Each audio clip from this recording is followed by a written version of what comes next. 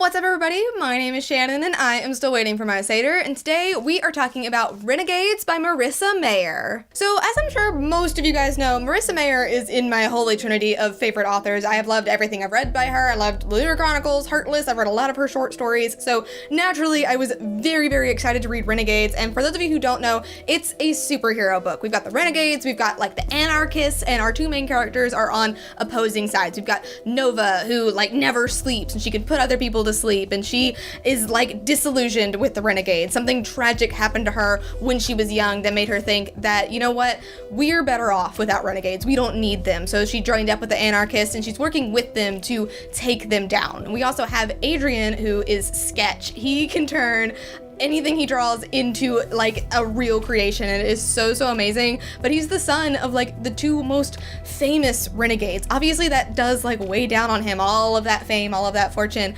and he has become a little bit disillusioned with the Renegades as well. He still thinks that the Renegades is the way forward, but he's starting to see that the way that they're doing things isn't quite right. Like, he has his own way of like how he thinks that justice should be served. He does come up with his own secret identity, and we kind of go from there. I really thought that it was interesting that our two characters kind of want the same thing, but they have a different way of how they want to go about it. They have a different way that they think that the outcome should be, and I really like how they interact. And of course, in Marissa Meyer's typical fashion, their romance is just absolutely adorable. It's cute. It's just so like real and easy, and I love it so much. And I really love that the story demonstrates the grayness on both sides, because the whole reason that the anarchists rose up, they had the age of anarchy, was because people with powers, people called prodigies, were being oppressed, and the anarchists rose up to fight that off, to change the dynamic. And naturally things, you know, go however you wanted to. Villains, gangs, they all spring up,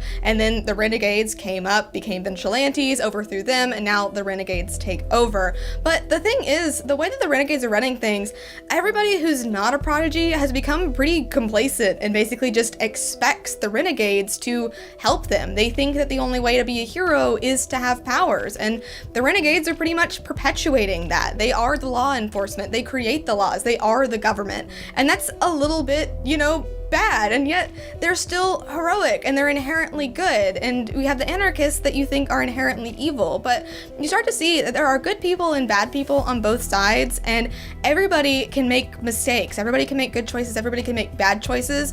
And I really loved the way that the story flowed. I really do think that Nova is an amazing main character because she has such an amazing backstory. Her motivations are so interesting, and I think that she works as the perfect lens for, you know, she starts to trust in the Renegades, and yet they let her down before, and she knows that they're gonna let people down again. And it's really cool. I really like that.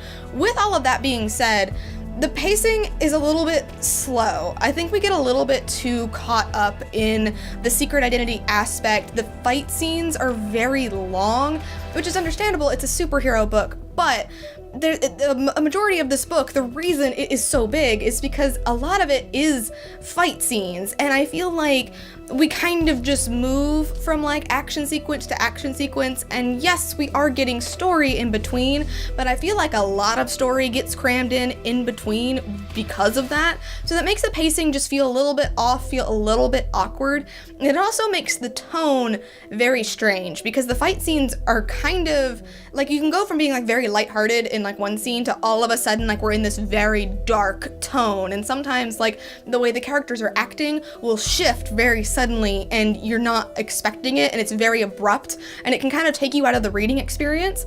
I also think that because we're so fixated on this superhero story, we don't get to like live in Adrian and Nova's characters. They do get the most fleshing out, but I feel like their fleshing out is at the expense of other characters, and at the same time, we're not getting them fleshed out enough. A lot of the times we are getting their morals just thrown back at us like over and over and over. Meyer does kind of beat you over the head with how gray everything is and what the characters are thinking, but we don't really get a lot of just them being characters doing things. Some of the stuff came off very robotic, which is something that I don't expect in a Meyer book, because to me, she's kind of known for her characters. Like, her characters really make the story come alive, and I feel like in this, we just didn't really get to know them quite as well as we could have. I'm hoping that'll change in the second book. I was really hoping that this book would have ended in a different way. I was kind of hoping well, I'm not going to talk about it, but I was hoping that we would have gotten a different end because that would lead into the second book differently.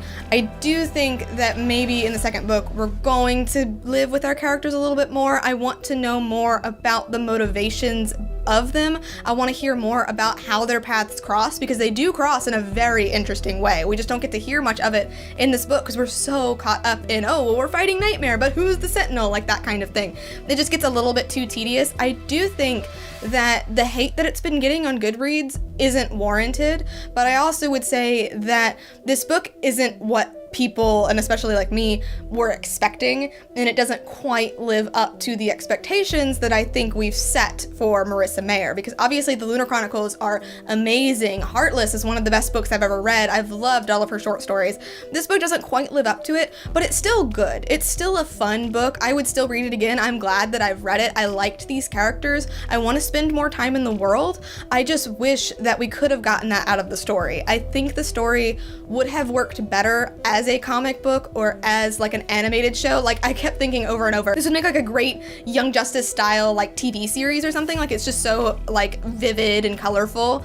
But as an actual novel, the story is just a little bit too stop and go. The pacing just isn't quite where it should be. And so for all of those reasons, I am giving it a B+. I still liked it. I still like the story. I would still recommend it. But I would say that just keep those things in mind. Just try to remember that this isn't the Lunar Chronicles. We have moved away from that. It's not another fairy tale retelling. It's not Star Wars and with fairy tales and all that kind of stuff. This is something totally different. And it is kind of like inhibited by the fact that it is a superhero story. You have to have those action sequences, all of that, you know, types of beats. Doesn't follow the same beats that you would want to see from a Meyer book. So it's very conflicting. I don't think it deserves the hate that it's getting, but at the same time, I can understand why people are disappointed with this book. I myself am just like a little bit disappointed, but again, B+ for me. I would recommend it if you're a fan of Marissa Meyer, especially because it does have that feeling of one of her books, and it just always feels like you're like returning to friends when you're reading her books. So I thought it was cool, and if you're interested in it at all, I would definitely check it out. So with that, you know, ho-hum, you know, I'm not really sure what I'm talking about here, review over with. Thank you so much for watching this video. If you liked it, be sure to hit that like button down below, and don't forget to subscribe so you can talk books with me every Monday. That is everything got for today, guys, and I will see you next time. Bye!